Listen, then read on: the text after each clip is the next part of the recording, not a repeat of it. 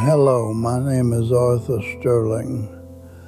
I'm 82 years old, and most people around here just know me as the old man who spends too much time in his garden. But before the garden, there was a life, a very loud, very busy life that I thought was successful until it was almost too late. I spent my life designing systems that ran flawlessly.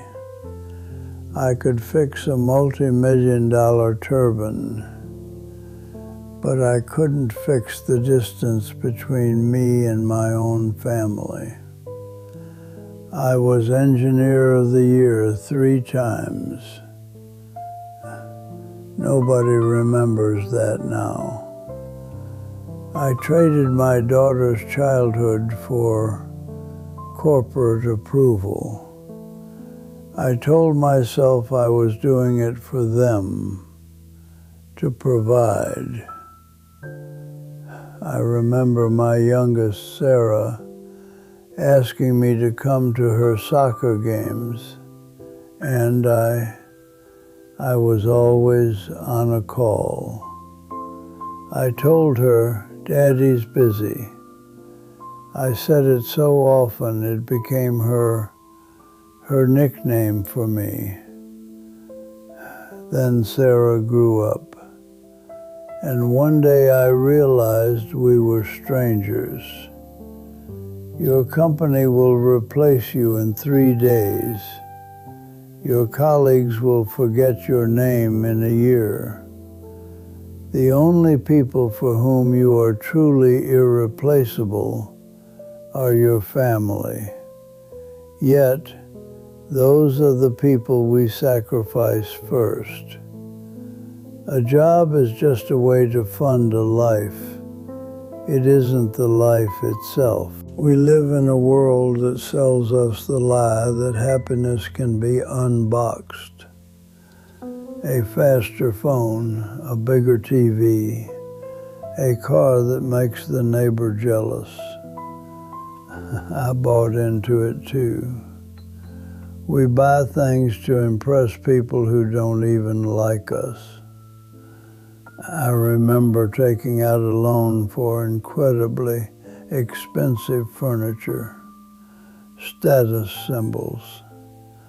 I wouldn't even let the kids jump on it. But status won't hold your hand when you're sick. Things don't give you warmth. They just fill up space. You spend your best years working to buy things that will be trash in a decade. But time is the only currency that doesn't replenish. 5 years ago, I lost my Mary, 50 years, side by side.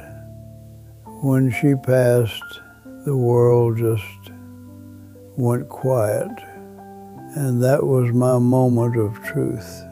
I sat in this silence and realized I didn't know how to be alone. I had spent my whole life running so I wouldn't have to hear that silence. Loneliness at 80 isn't about having no one around.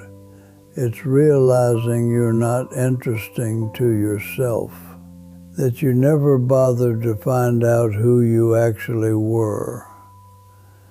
Now, my biggest achievement is a quiet morning, watching the steam rise from my kettle, reading a book I should have read 50 years ago.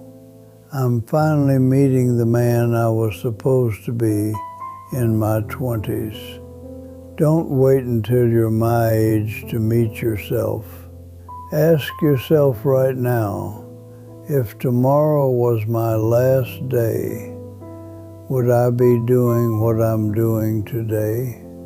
If the answer is no, too many days in a row, run. change everything. I kept all this inside for a long time. I thought, who wants to hear an old man's regrets? But I want to thank the guys from this channel. They came over, brought some tea, and just said, Mr. Sterling, tell us the truth. Tell us how it really feels at the end of the road. I'm grateful they gave me a voice. For a man my age, the scariest thing is taking your lessons to the grave. If anything I said today touched your heart, don't keep it to yourself. Write it in the comments. What do you regret? What are you grateful for right now? I'll read every single one, I promise. I need to know I'm not just talking to the walls. And if you have a friend who's grinding too hard, send them this. Let's remind each other what actually matters. Subscribe to these guys. They're doing something honest here.